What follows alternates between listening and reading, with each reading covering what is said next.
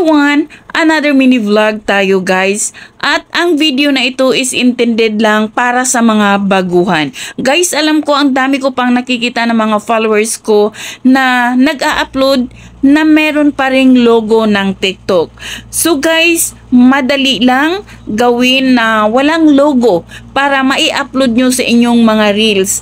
Kasi nga alam natin na bawal na bawal at ayaw ni Mita na mayroong logo ng TikTok or CapCut. So ayan, turuan ko kayo. Let's go!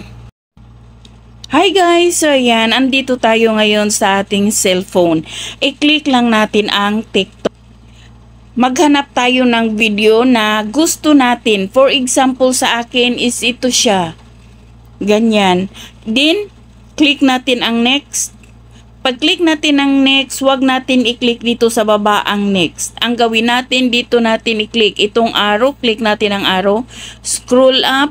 Ayan, may save. Click ang save. Makikita dito save to album. Ngayon, wag nyong i-click ang next.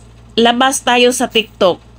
Punta tayo sa ating gallery at ayan, andyan yung video na ni-record natin guys.